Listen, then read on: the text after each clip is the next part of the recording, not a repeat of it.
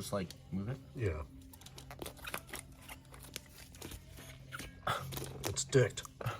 We got more bounce in California than all y'all combined. We got more bounce in Okay, I got to start filming something today. So 5 coats later, we've got these caps on the fire extinguisher black inside and out, leaving the ignition element unpainted for obvious safety reasons. And carpets are all dirty now from the trip out to the desert over the weekend, but there's my mounts. So we take the extinguisher, I'm trying to do this on camera, line it up, and push. And there we go. Fire extinguisher mounted. 9:20. Let's wrap up today so I can get the heck out of here and go get some food, sit down on the couch and rest me back a little bit. So this car I think is a 2000 540 that came in last week. Customer states there was a lot of driveline clunks and noise and things just not feeling right. Well, he was right.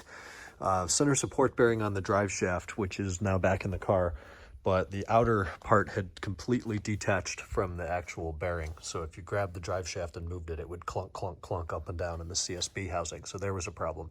Then the old exhaust mounts were installed completely wrong. All of the hardware was wrong. It was very, very disappointing to see everything that somebody had put together just completely wrong on this car. The nuts that hold the exhaust on were holding in the center support bearing, and another one was used on the transmission mount lower side. The CSB nuts are missing entirely. Then there were like Home Depot nuts for the trans mounts.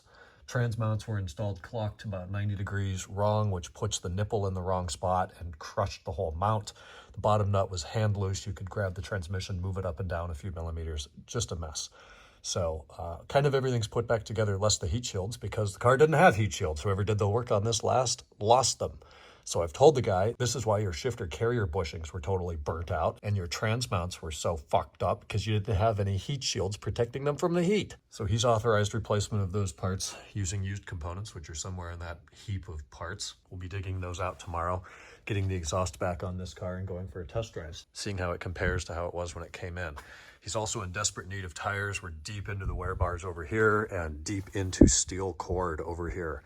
Not pretty at all. So he's authorized new tires, selected Yokohamas. Those are on their way. Of course, they have a delay. So we're going to see if he wants to come get the car for a couple days. He's up in Pendleton, which I think is San Diego County, actually. But he may get it and then come back and have the tires put on.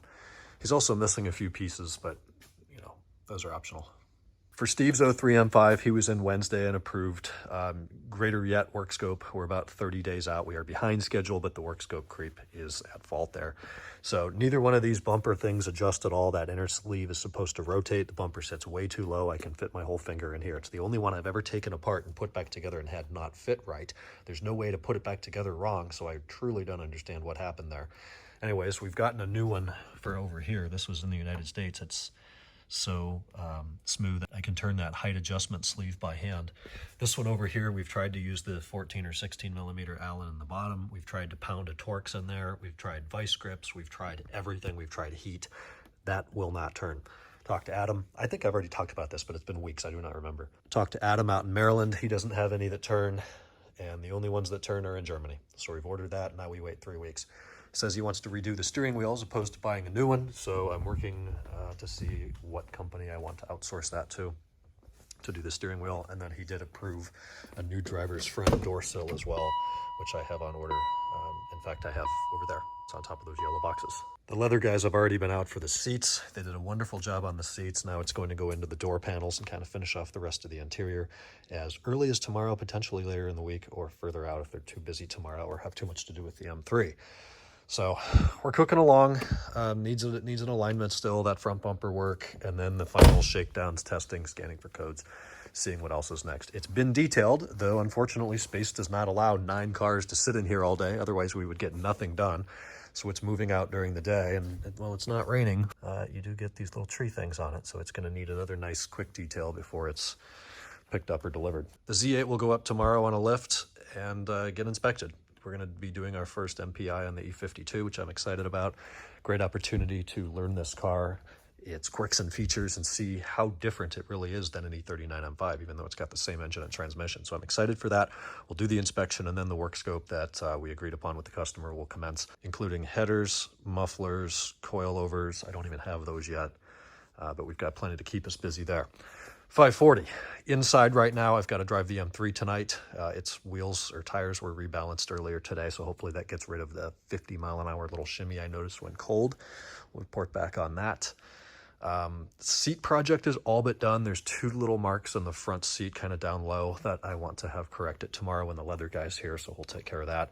I have ordered a new dead pedal. There's this plasticky vibration in the car that just sounds cheap over certain road conditions. To be honest with you, it's driving me nuts.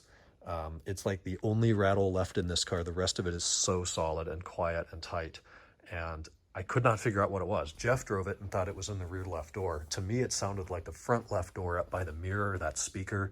And when it's doing that, I just grab everything and push, and it's like that shit E36 M3 owners say video.